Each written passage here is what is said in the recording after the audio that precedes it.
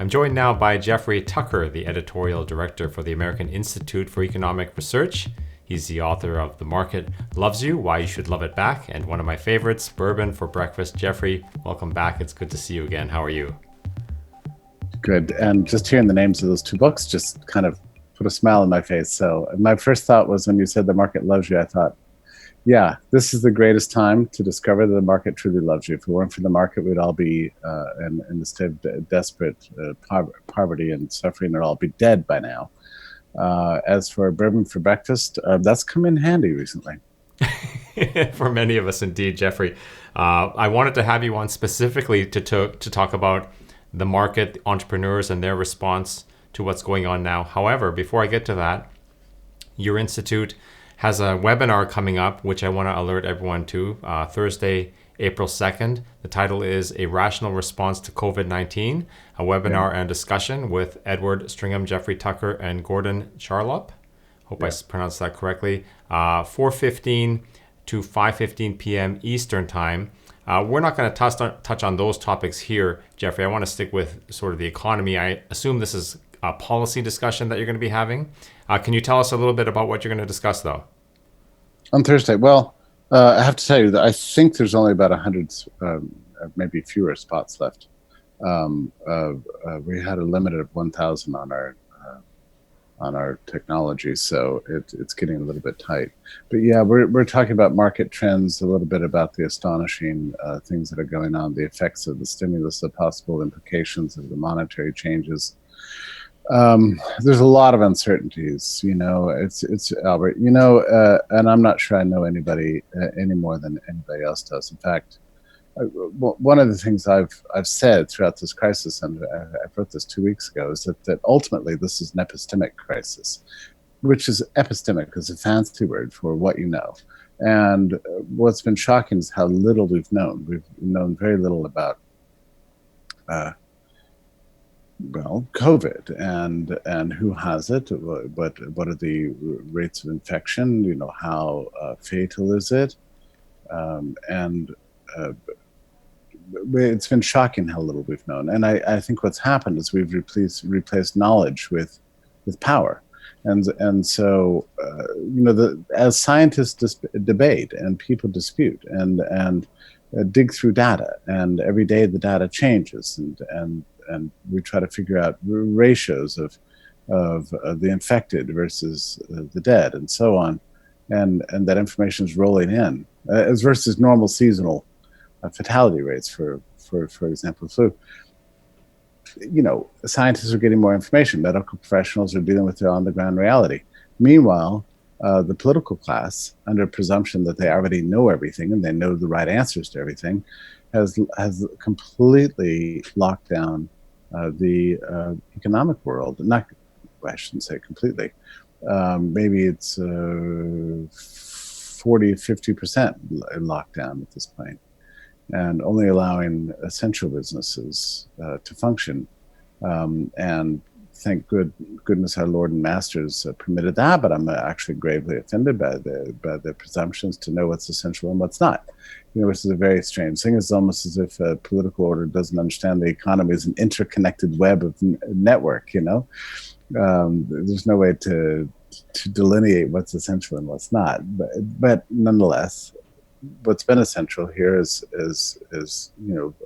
groceries and pharmaceuticals, and apparently, if Massachusetts is any representative case, apparently liquor too. So that's been deemed an essential business, and office supplies and that sort of thing. And every time I go into stores now, I say, "Hey, isn't it so great that the government agreed to call you essential?" And they look at me like, "Yeah, thank God, right? I still have a job." So, but yeah, if it weren't for these essential businesses, it would have been remarkable. And the market is, it would have been catastrophic. The market is responding very, very well, even under these truncated conditions, even despite being bludgeoned. And I think about the shortages of grocery stores right now. There was no need for that.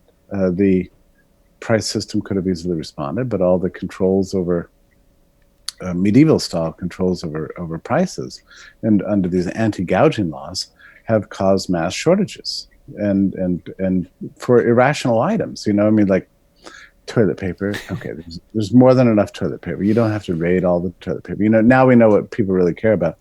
But other irrational things go on at the store, like people will go to the chicken and say, "Oh, I need a chicken." Then somebody sees somebody else buying a chicken. Oh, I better buy a chicken, and then it multiplies. And next thing you know, everybody in that section of stores bought all the chicken.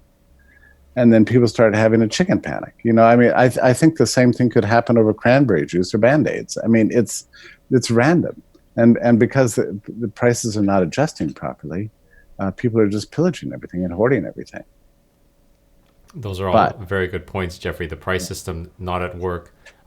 This discussion, April 2nd, I'm going to put links in the description below. Hopefully, you'll be in time to get in on this. I'll certainly be watching very eagerly, Jeffrey. But what I want to talk about today is what you've started talking about, which is the market, entrepreneurs. The whole purpose of entrepreneurs is to react to a changing environment. And here they've really been put on display, don't you think? This is a rapidly changing environment. As you said, information and knowledge coming in, day to day, and people responding on the fly. And I've been impressed by a lot of what I've seen in the market. And that's what I want to talk to you about is what are some of the things that you've seen in the market that have really impressed you? Well, it happens, every single day. And Albert, these are very difficult times for many people, I should say, billions of people probably. And so there's a tendency to hole up inside your house and not look outside. And that is psychologically depressing because I'm more convinced, and I'm slightly trying to write about this a little bit. Maybe I'll get around to it at the end of the day, but I'm more convinced than ever that there's two critical factors that are associated with human psychological health. One is the freedom to choose. The belief that you have volition and your choices will be respected so long as you don't hurt others. That's really important. The second thing is to be valuable to other people.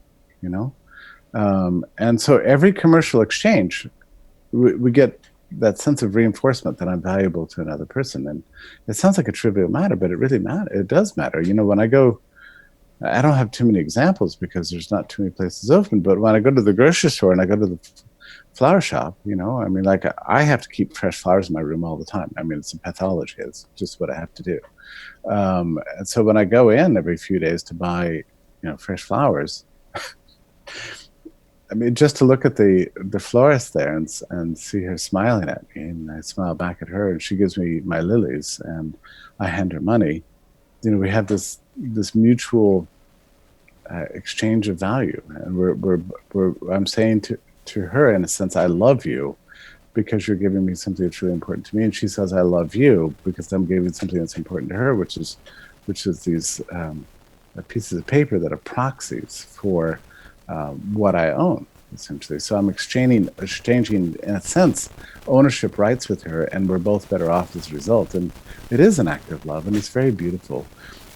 And I would say to the billion people sitting out there wondering what they're doing with their life, to figure out some way to involve yourself in a commercial transaction of some sort.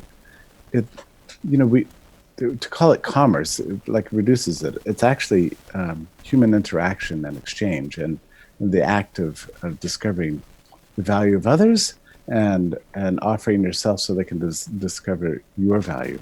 We have to have this going on, or else we die as human beings. We psychologically and emotionally die.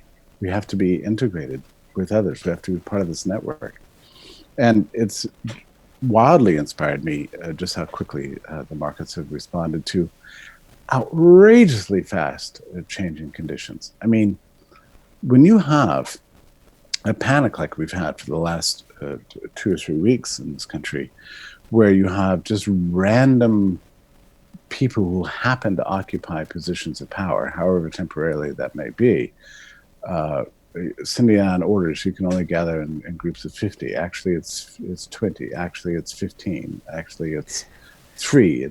I'm at 2. You run an essential store. You don't run an essential store. You can't be out and about. We're going to send a drone to find you. You can go to jail. You can't get a haircut.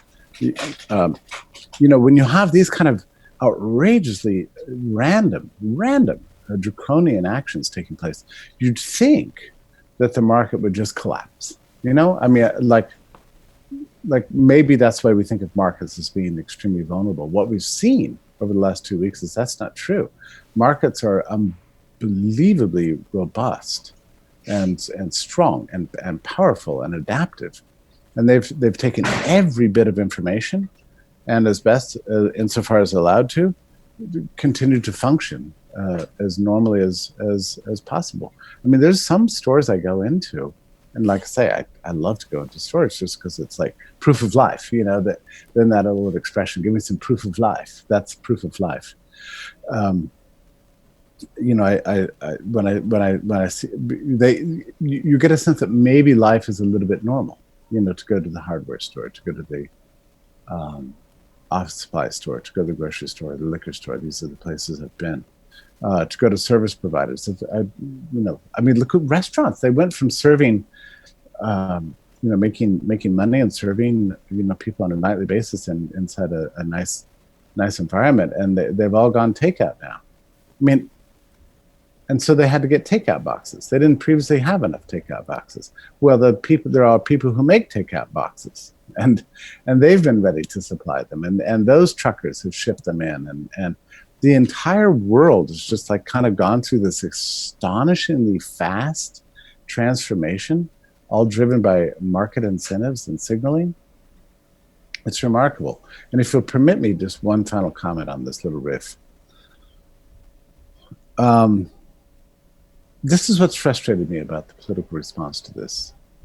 The underlying presumption is that society doesn't work. Markets don't work. People will not do the right thing. People will not understand what to do in light of a pandemic. So we have to issue orders from above. At the same time, those orders from above have presumed the capacity and ability of society to be malleable and to turn on a dime and do something brand new. So there's a weird intellectual contradiction there. On the one hand, it's all these political actions are based on the belief that markets don't work, that society doesn't function, that people are stupid, and they won't figure out how to avoid disease. They won't figure out how to cure disease, how to treat people. On the other hand, all their orders have depended fundamentally on the presumption that society can adapt to new information. Do you see what I mean? There's something funny about that, and I think ultimately, after this crisis goes away, we're going to have to resolve this inner contradiction. Do we believe in the capacity of people to adapt to new information, or don't we?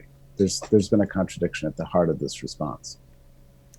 Yeah, and another contradiction, Jeffrey, is the idea that this thing is changing so quickly, none of us really know what's going on, yet presume that people in Washington know what's going on and know what's best for us. It is full of contradictions.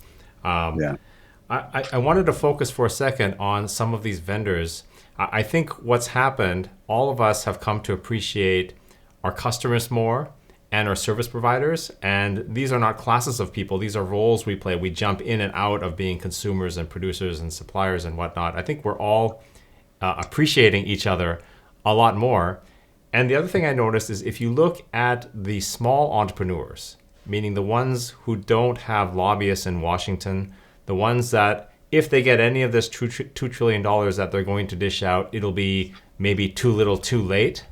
Yeah. Those people are not waiting. These people are making changes. And that's what I find most impressive. Not the people that are sitting back and waiting for the bailout, but the people like you said, the restaurants who are on a dime becoming takeout establishments, the dance instructor who's figuring out how to deliver classes online, the yoga instructor, the personal trainer, all these people who have slim to no chance of getting a bailout, Jeff, are adapting to the new circumstances. And one thing that is sort of fundamental about human action is that we always go from a state of less satisfaction to a state of higher satisfaction.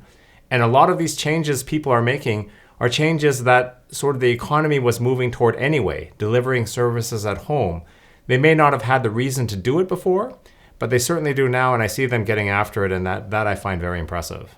It is interesting how much of a kick this is giving us towards the complete digitization of society, isn't it? I mean, how many school teachers have well, let me put it this way. I've talked to many teachers who have discussed with me like what it's like to learn Zoom for the first time, to figure out how their camera works and how microphones work, and they've never had to do this before. So people are learning very, very quickly. Another very interesting thing, Albert, is the job market has gone through an immense shift. It was something like a third of American workers are currently unemployed, but meanwhile, delivery systems and supermarkets and pharmacies and online retailers, for that sake, for certainly, are hiring by the thousands and tens of thousands, desperate for workers. And there's a job. Before this whole thing hit, there was a job shortage in this country because of the crackdown on immigration, because of a variety of factors. Well, there's not a job shortage right now, and thank goodness, right? So a lot of the people who are unemployed or became unemployed a week ago or 2 weeks ago or 3 weeks ago are now trying to think about how long they can stay this way. But meanwhile, you've got local grocery stores and Amazon, and everybody's begging for delivery people and truck drivers and baggers and fishmongers and you name it. So we're going to see a huge shift, and yeah, it's very impressive. How quickly and radically and dramatically the markets have worked here.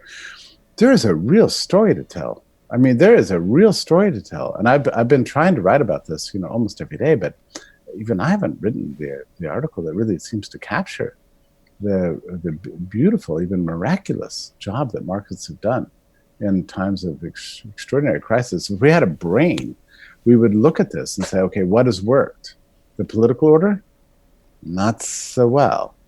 The market, unbelievably, phenomenally well. Better than anybody could have ever expected, even me. Jeffrey, one of the bad things that tends to happen during a crisis like this is the government ratchets its control of some sector of the economy or some service up. Example, TSA. But one of the good things that happens sometimes is government has no choice but to get out of the way because the need is so great. An example here is the FDA. So I'm wondering, with, for example, Johnson & Johnson making great strides, other companies as well, in developing a vaccine, maybe saying they could deliver it by next year because they're going to be fast-tracked. Do you think that we'll get stuck with some of the good things that came into as a result of the crisis, meaning maybe the FDA, for example, helping us develop medicines quicker? I think this is an excellent question. I like the tone and tenor of the question because I tend to be a contrarian about these things. And right now, the level of public despair about everything is just overwhelming, about people's lives and about the future of government and the debt and you name it. Sometimes people start adopting conventional wisdom. It may actually be wrong. We've actually seen, as you mentioned, a lot of decontrol. I mean, in New York State under Andrew Cuomo, he passed what Tyler Cowen considered to be the most libertarian, law ever. Basically, almost completely liberalizing medical service provision. So if you're a medical student or if you're an RN, we no longer have this feudal system of medical service delivery in New York thanks to this one edict. So a huge liberalization took place. And the scandal of the testing thing from the FDA and CDC that pervaded throughout January and February, where they were cracking down on private foundations and on private research institutions, private researchers from developing tests and things, has been all over the press, from the New York Times, the Atlantic, and New York, and you name it. And there's been a lot of documentation about that. That will be definitely liberalized. And let me give you. So yeah, there will be a ton of liberalization that's going to happen after this. Not to mention, well, I think I will mention, this restrictions on association are so egregious and so appalling and so ridiculous. People are going to look. I'm not advocating. I'm just telling you. People are going to start getting used to living a speakeasy life. I mean, there's no way human beings can be kept in cages for this long. People have already figured out, how to develop friends and how to be around people, how to give services like haircuts, and how to meet essential human needs with or without the government's position. So there's going to be a huge pressure for liberalization there. And let me tell you something else real quickly about this in terms of liberalization. Since about the 1960s, we've had this growing movement to attack on environmental grounds what they consider to be consumerism, and this love of nature and against capitalism thing that they've had going on for forever. So it's been against pesticides, against functioning showers, faucets that don't move, hot water heaters that are not hot, toilets that don't work, and we've got movements against soap. Your shower's too long.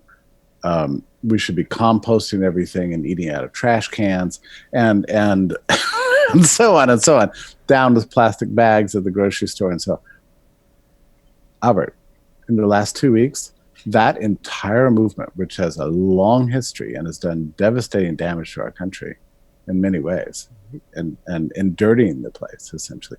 Trash collection can't be every day. It must be once a week, and so on. That whole thing is gone. It's just been completely wiped out, and so fast, it takes my breath away. And I'll just give you one example. Where I live, a year ago, the local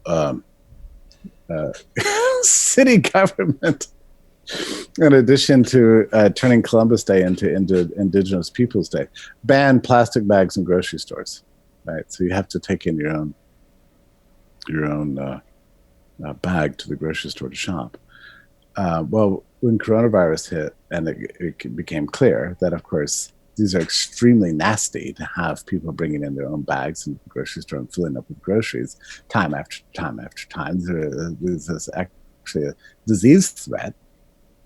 Not only did they ban bringing in your own bags, even though it had previously been mandatory. So everything's either mandatory or forbidden, right? So it used to be mandatory. In one day, they were banned, and guess what reappeared at the checkout counters? Plastic bags. This is overnight.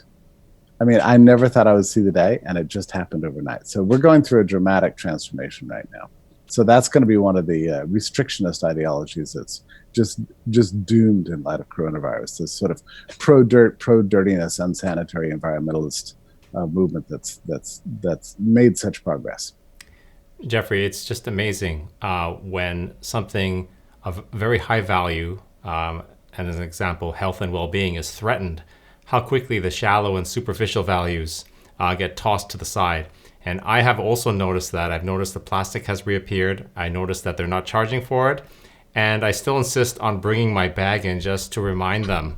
I mean, it took me this long to get into the habit, so might as well just to remind them. I don't use it, but it's there, and it's making them very uncomfortable. Well, good for you.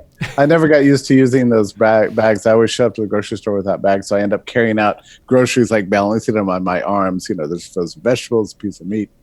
Yeah, it's ridiculous. So, there's some things, Jeffrey, when you start to lose hope, that's when I get really worried. So I like to check in on you once in a while, make sure you're still the same optimistic person. Yeah, let me tell you something else. The markets have dropped dramatically, of course. But and by the way, I am not even slightly worried about the decline in oil prices. I think this is actually all good, and probably and another hilarious thing, it's probably going to massively increase the movement for internal combustion and fossil fuels. So after this, I'm not worried about that. The market dropped by a third. It's been devastating for a lot of people. Been very sad. On the other hand, it is now where it was, about 4 years ago, something like that. We can rebuild this back, I think, very quickly. gold has not responded as well as one would have expected. Bitcoin has been pretty much lame throughout this, I think, for specific reasons we can talk about some other time. But I'm guessing that depending on the choices of our political leaders, that market's going to bounce back from this very quickly. Let us remember that there's no precedent for this. We don't have anything to look at in the past. I mean, I think, to have markets suppressed this on this much of a global basis, I would have expected financial markets to have been more devastated than they have been. So I actually am encouraged by that. And I don't want to make a prediction because there's so many ifs, ands, and buts about this. But let me just check my phone. Okay, she is on her way. She's not here yet. I'm talking about my speakeasy haircut person. Okay. I was going to ask you if you have a good lead on that. Please text it over, Jeffrey. Yeah. We're all suffering here. Yeah, I hope this doesn't go to the Federal Barber Control Board or whatever. But anyway, that. Fortunately, they have other priorities. Otherwise, it would. Right. But again, this is conditional upon a relatively liberal political response, and I'll say something about that in a second. But let's say that in a few weeks' time, everybody's allowed to reassociate. We gradually get back to normal. I think you've got right now probably the biggest buy-in opportunity in the history of the planet Earth, because the amount of the joy, exuberance, and confidence that's going to come from emancipation after all this is over is going to be out of control. Now, that depends on a couple of things. I'll say the thing I'm worried about the most, and then the thing I'm worried about the least, in that order. So what I'm worried about most is that this is going to change people's expectations about the certainties of the future. I think we're going to see a lot of more people going into essential lines of business and eschewing unessential ones, worried that they can just have their jobs suddenly taken from them. I think there's going to be a problem in developing global supply chain, which has been an essential source of prosperity over the last half century. I think people are going to be a little cautious of that. So long as we've got a nationalist and a protectionist in office, I think it's going to be a serious problem. So the uncertainties, regime uncertainties, are going to be factored into market valuations going forward, and that's the bad news. The good news, I think, and I'm getting increasingly confident about this, is that everything that's happened over the last 2 weeks have exposed so many failings of the existing system, the command and control rules, regulations of everything. I mean, let's face it, the government has not been there. All it can do is order you around. I think it's going to prompt a dramatic ideological shift of some sort. And I suspect that freedom is going to come out the winner. And if that's true, I think that the new investment opportunities and freedom that's going to be associated with what is going to amount to a kind of I don't want to say a collapsed political order, but an extremely disrupted political order could actually be a glorious opportunity for everyone. In other words, I'm actually tremendously optimistic about a future of a future of freedom and liberty after this. I base this in part on Mancur Olson's theory. He wrote a book. God, I don't remember the name of it right now, but it was a theory based on the disruption that about the Japanese economy after World War II and Germany too. Like, why did they come back so quickly? And his thesis was that the wars, as egregious, murderous, and horrifying as they were, actually had the advantage of disrupting existing networks and establishments and special interest relationships that had previously tangled up society into a sort of a miasmic, non-functioning state. And the trauma of the war was so great that it actually shattered the old status quo that had been in charge and offered new opportunities for freedom and flourishing. Okay, that's Mancur Olson's thesis. Logic of Collection Action. I can't remember the actual name of the book. Really influential book. That seems to be what's happening in the U.S. now. It's not a war as such, but it's a trauma on the level of a war like that Japan faced or Germany faced,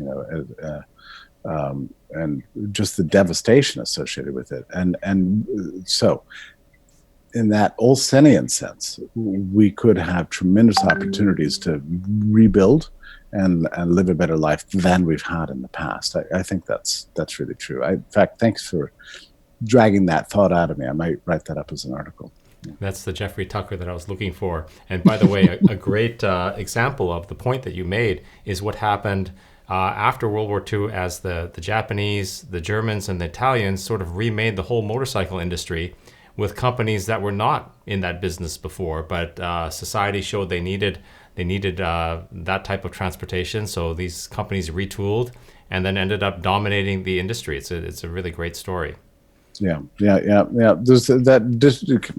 It's a weird and slightly perverse thing to say, but sometimes disruption at this level can actually lead to really good results. The discrediting of the existing political establishment, I think, is overwhelming, really. And all my friends right now are just moping around. Oh, totalitarianism's coming. I actually don't believe that.